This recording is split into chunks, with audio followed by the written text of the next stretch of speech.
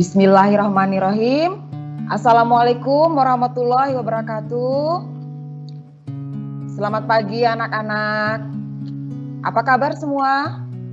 Semoga dalam keadaan sehat walafiat. Baik, sebagai pertemuan awal ini ada baiknya kita berdoa terlebih dahulu. Semoga pembelajaran kita hari ini diberikan kemudahan, pemahaman dalam kegiatan belajar hari ini. Baik, berdoa Ibu pimpin. Berdoa dipersilahkan.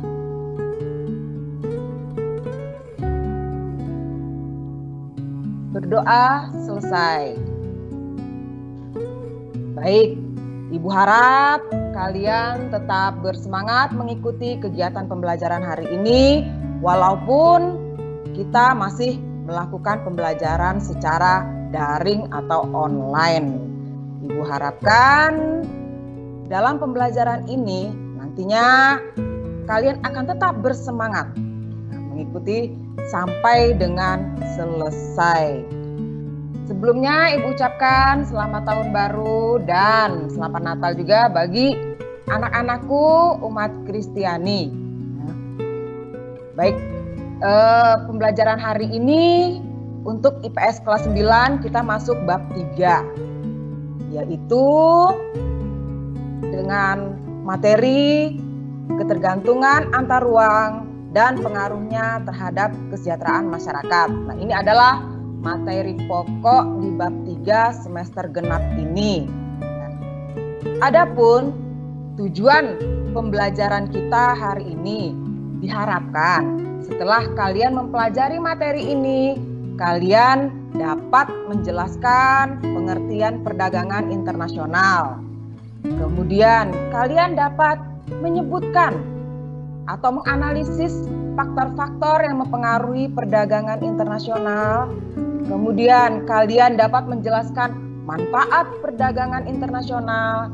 Dan yang terakhir, kalian juga bisa mengidentifikasi serta menjelaskan hambatan perdagangan internasional. Ibu harapkan pemateri pembelajaran perdagangan internasional ini dalam kehidupan sehari-hari itu banyak manfaatnya. Baik secara langsung atau tidak langsung kalian sudah merasakan manfaat tersebut. Coba kalian ingat-ingat atau kalian lihat di sekeliling kalian. Baik itu barang elektronik maupun benda-benda lain yang merek dagangnya dari luar negeri. Bisa kalian sebutkan? Ya, diantaranya seperti laptop yang kalian pakai, ada Acer, ada VIP, ada selain Acer, ada Asus, ya. Kemudian barang otomotif, ya. Contohnya seperti roda 4 atau roda 2 itu ada Honda, ada Daihatsu, ya, ada Yamaha.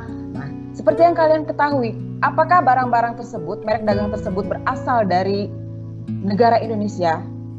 Tidak, bukan. Itu berasal dari luar negeri, ya.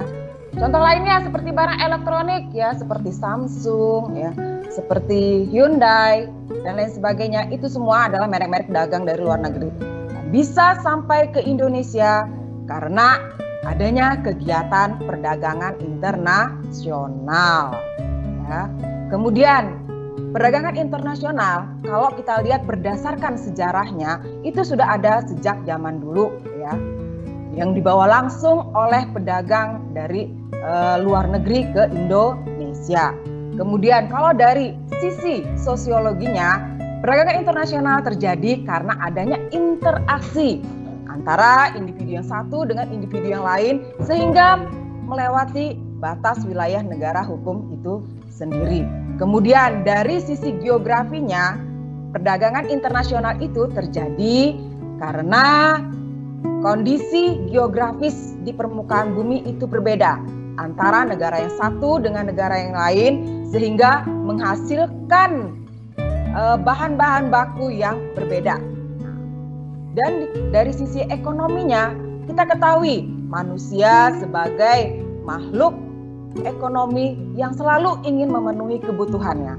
Dan kebutuhan ini tidak hanya bisa disediakan oleh negara kita sendiri, bahkan kadang-kadang didatangkan dari luar negeri.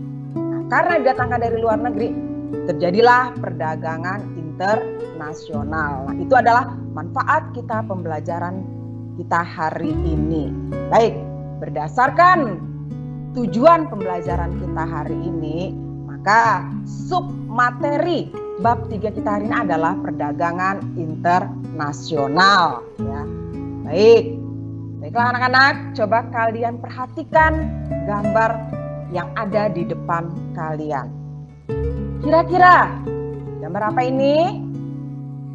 Ya, benar. Ini adalah gambar pelabuhan. Ya, kita lihat di pelabuhan itu banyak peti kemas yang dibawa oleh kapal-kapal besar. Nah, peti kemas yang dibawa oleh kapal-kapal besar ini tidak hanya datang dari wilayah atau negara kita sendiri. Kadang-kadang ada juga yang datang dari luar negara kita sendiri. Nah, kegiatannya itu adalah bongkar muat barang. Ya. Artinya barang itu didatangkan dengan menggunakan transportasi laut. Nah, selain transportasi laut, juga bisa didatangkan melalui transportasi darat maupun udara. Mengapa kegiatan perdagangan internasional banyak menggunakan transportasi laut? Yang pasti itu biasanya biayanya lebih murah untuk biaya angkutnya. Dan Ibu rasa mengenai perdagangan ini kalian tidak asing lagi karena di kelas 8 kalian sudah mempelajari mengenai perdagangan, di mana ruang lingkupnya hanya antar pulau atau perdagangan nasional. Bedanya, kegiatannya sama, yaitu kegiatan jual dan beli, ya, baik itu berupa barang maupun jasa. Perdagangan internasional ini terjadi karena masing-masing negara itu saling ingin memenuhi kebutuhan. Contohnya, Amerika sebagai negara superpower, ya, dia bisa memproduksi barang, tapi dia tidak mempunyai bahan baku. Maka bahan bakunya itu didatangkan dari negara-negara yang ada di sekitarnya atau yang lebih jauh. Hanya beda kegiatan saja antara perdagangan nasional dan internasional. Nah, kalau di perdagangan internasional kita mengenal dengan dua kegiatan. Dua kegiatan itu adalah kegiatan ekspor dan kegiatan impor. Bu rasa tidak asing bagi kalian? Ada yang masih ingat apa itu kegiatan ekspor? Ya, kegiatan ekspor itu adalah kegiatan mengirim atau menjual barang, ya, dari suatu negara, dari dalam negara ke negara lain. Itu disebut dengan kegiatan ekspor. Ya, ulang. Kegiatan ekspor adalah kegiatan mengirim atau menjual barang dan jasa dari dalam negara ke negara yang lain. Sedangkan pelaku ekspornya atau orang yang melakukan kegiatan ekspor itu disebut dengan eksportir. Bagaimana dengan impor? Ya. Ada yang masih ingat apa itu impor? Ya, benar. Ya.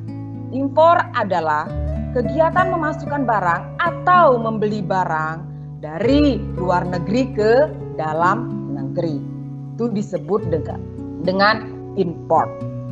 Ulang sekali lagi, import adalah kegiatan memasukkan barang atau jasa, ya, atau membeli barang atau jasa dari luar negeri ke dalam negeri. Atau orang atau pelaku kegiatannya itu disebut dengan importir. Itulah kegiatan perdagangan internasional, ekspor dan impor.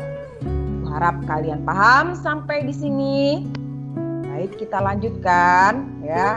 Nah, kalau kita lihat di sini terjadi arus barang atau kegiatan barang dari dalam negeri ke luar negeri atau sebaliknya dari luar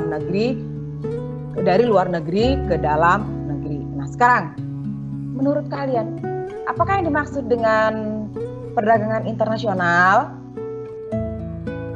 Ya, perdagangan internasional itu adalah proses pertukaran barang dan jasa antar dua negara atau lebih dengan tujuan mendapatkan keuntungan. Itu yang disebut dengan perdagangan internasional. Diulang, yaitu proses pertukaran barang dan jasa antar dua negara atau lebih dengan tujuan mendapatkan keuntungan. Gua harap kalian paham sampai di sini ya. Nah, di awal Ibu singgung ya. Di sini ada perdagangan nasional atau dalam negeri dan ada perdagangan internasional. Kira-kira apakah kalian sudah bisa membedakan mana itu perdagangan nasional atau dalam negeri dan mana itu perdagangan internasional?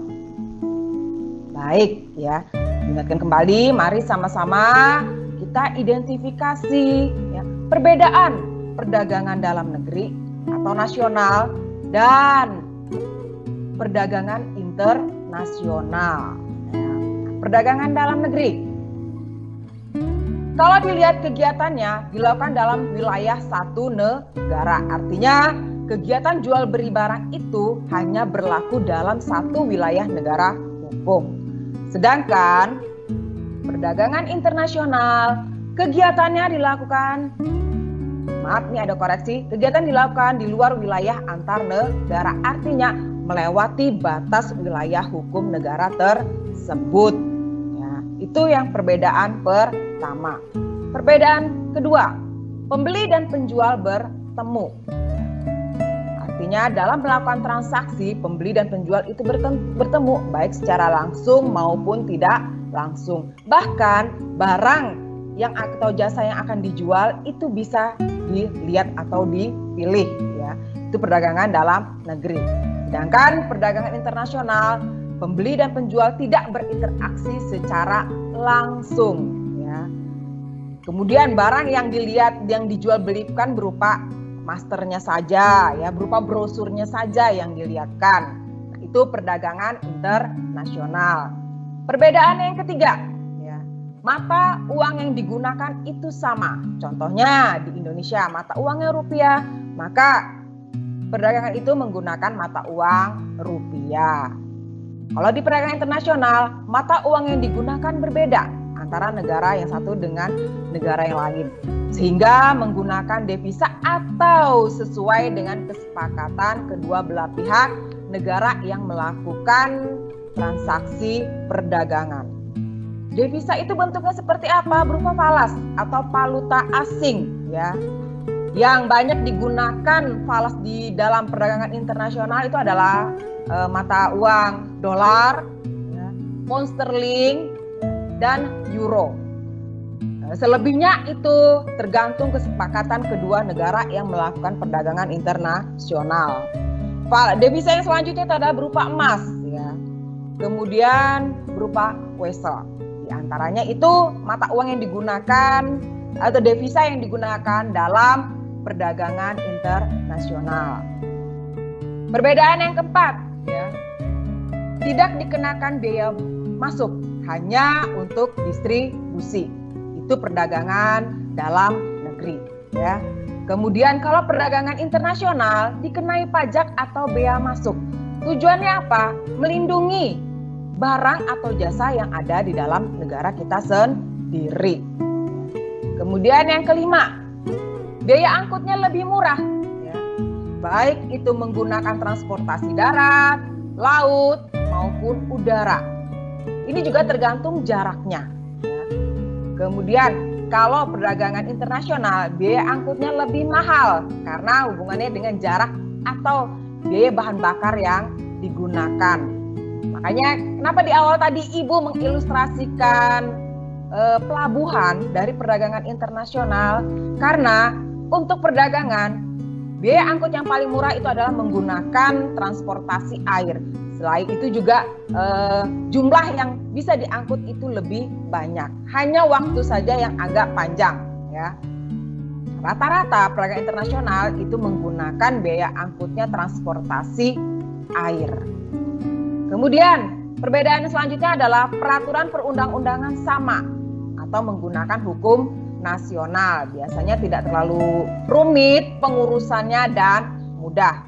Nah, Kalau perdagangan internasional, peraturan perundang-undangannya berbeda atau menggunakan hukum internasional.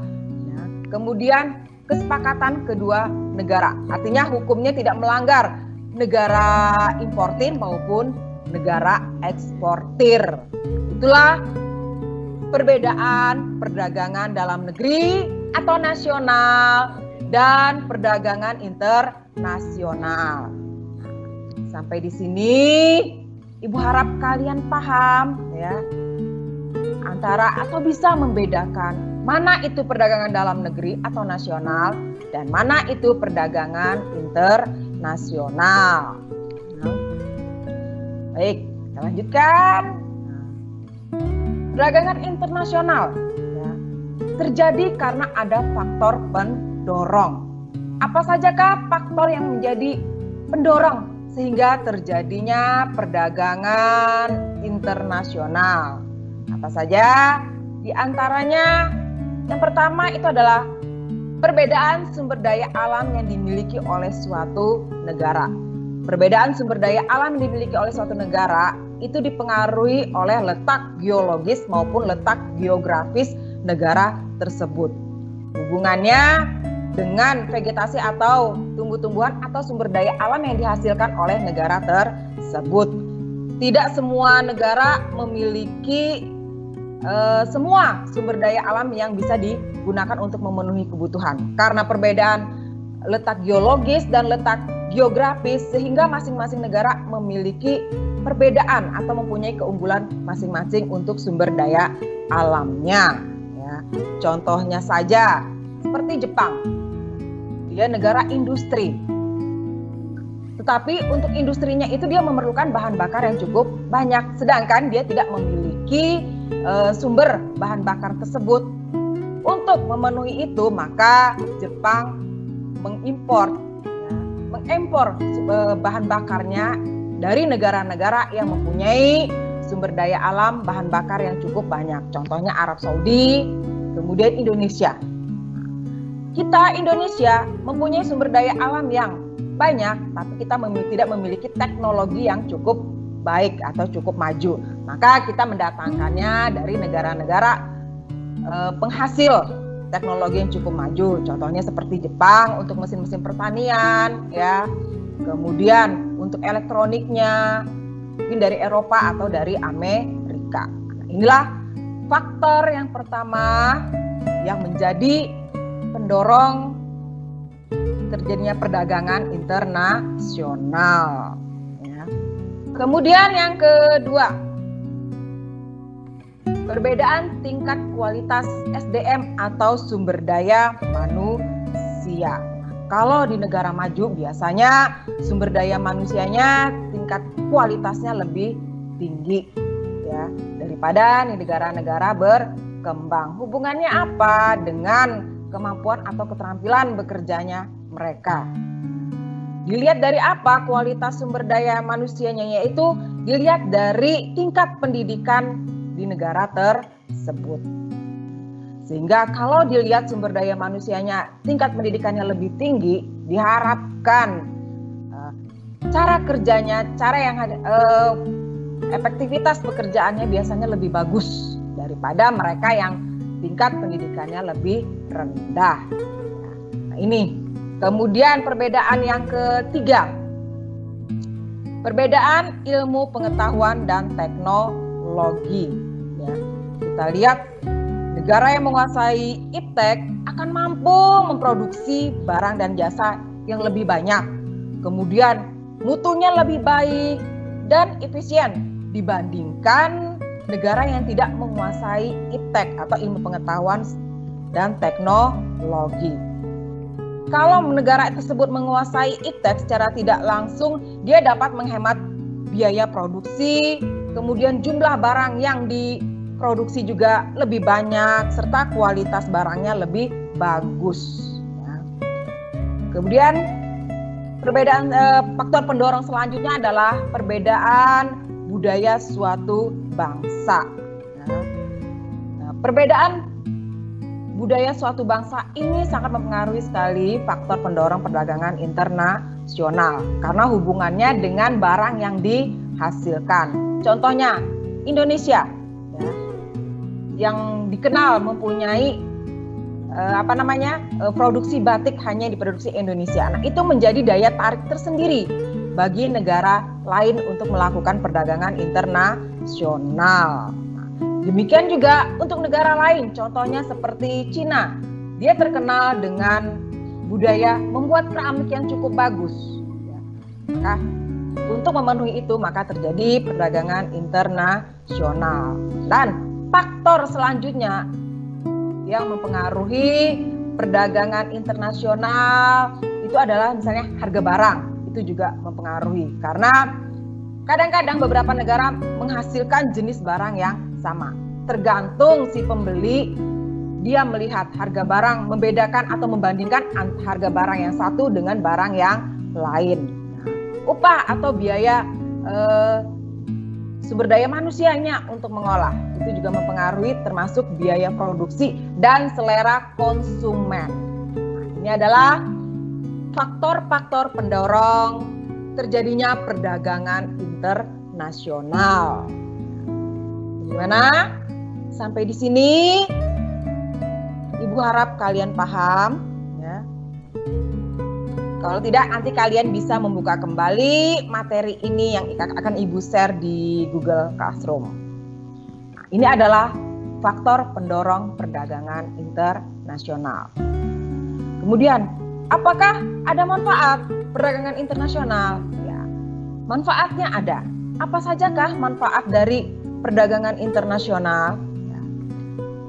Di antaranya ini, manfaatnya yang pertama, yaitu negara dapat memenuhi kebutuhan masyarakatnya. Ya.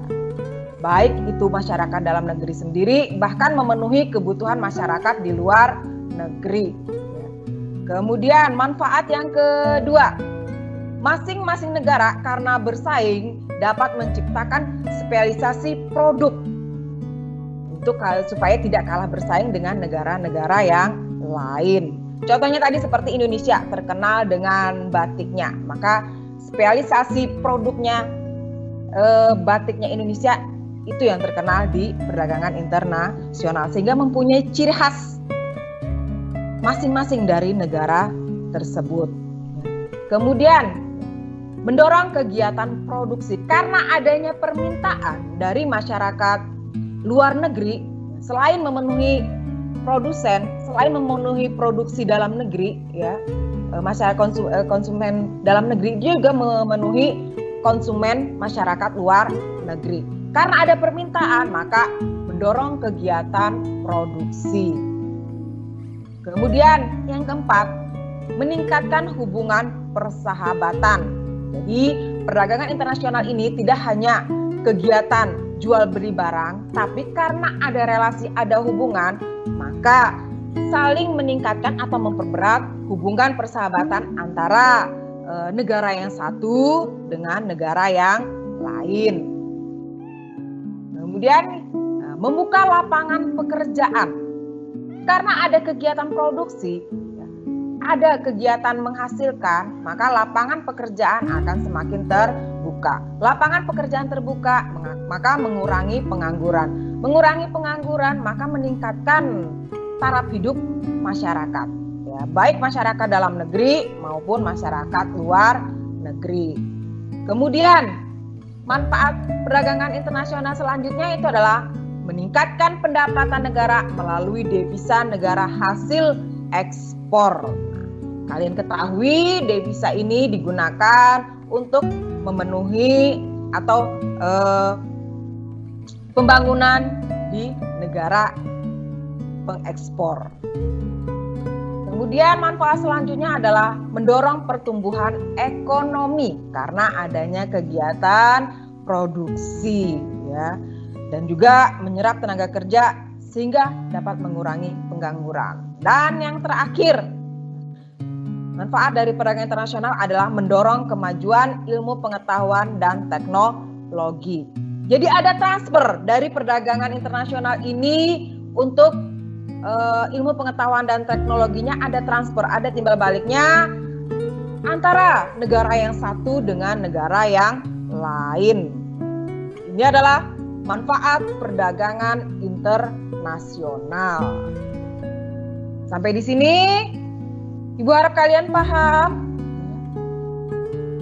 Kita lanjutkan, dan yang terakhir ini adalah hambatan. Hambatan perdagangan internasional. Hambatan berarti adanya permasalahan yang harus diselesaikan. Apa saja sih yang menghambat atau menghalangi kelancaran terjadinya perdagangan internasional? Di antaranya itu adalah pertentangan politik dan peperangan. Kalian ketahui, kalau suatu negara terjadi pertentangan politik, maka situasi kondisinya tidak aman. Apalagi politik itu bisa menjadi pemicu terjadinya peperangan. Maka untuk melakukan kegiatan perdagangan internasional tidak mungkin dilaksanakan. Karena baik pihak penjual maupun pihak pembeli masing-masing menjaga kesinambungan selanjutnya kalau tidak ada jaminan keamanan dalam kegiatan perdagangan internasional. Itu hambatan yang pertama. Hambatan yang kedua yaitu proteksi. Apa itu proteksi? Proteksi adalah melindungi, ya. Dalam hal ini pemerintah melakukan kebijakan proteksi untuk melindungi produk-produk dalam negeri, ya. Misalnya saja, contohnya Indonesia mengenakan tarif tinggi untuk impor kain yang berasal dari Cina. Hal ini dilakukan agar kain tersebut tidak kalah bersaing dengan kain yang diproduksi di Indonesia. Ya, jadi itu tujuan pertama pemerintah dalam menetapkan kebijakan proteksi, artinya melindungi produk dalam negeri sendiri. Kemudian hambatan yang keempat itu adalah kuota. Apa itu kuota? Itu membatasi jumlah. Ya. Jumlah apa? Jumlah ekspor dan jumlah impor. Baik secara jumlahnya maupun volumenya. Ya. Contohnya saja seperti tekstil. Ya. Itu dibatasi jumlahnya. Berapa yang harus diimpor dan berapa yang harus diekspor. Kemudian selain itu ada yang disebut dengan politik dumping. Ada yang tahu politik dumping? Ini salah satu kebijakan pemerintah, khususnya pemerintah Indonesia dalam perdagangan internasional. Politik dumping ini diberikan untuk barang-barang atau jenis tertentu. Ya. Yang dimaksud dengan politik dumping itu adalah kebijakan menjual barang di luar negeri lebih murah daripada di dalam negeri.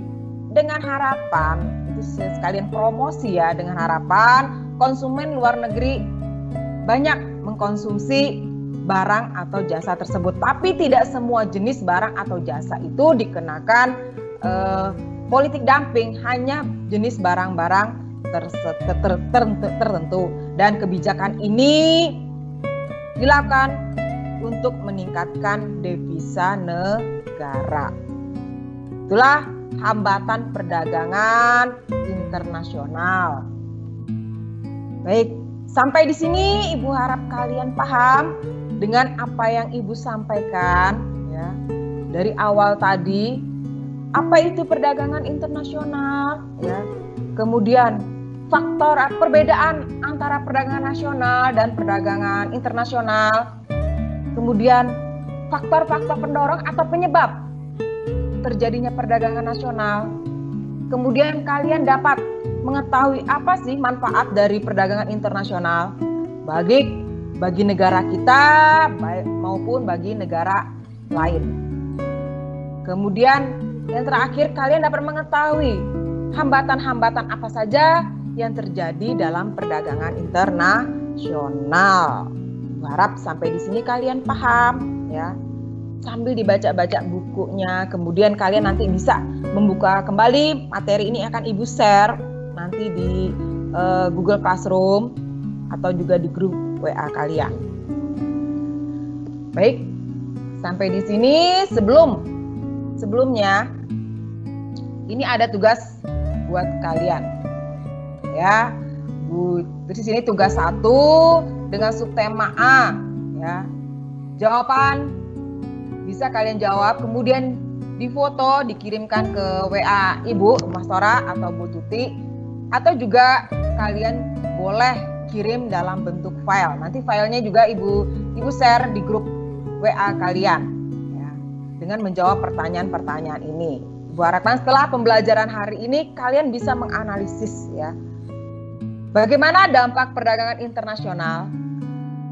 Kalian menganalisis dampak positifnya maupun dampak negatifnya bagi kehidupan negara, khususnya negara Indonesia. Kemudian kalian juga bisa menerapkan, ya, manfaat yang kalian rasakan sebagai pelajar dengan adanya perdagangan internasional.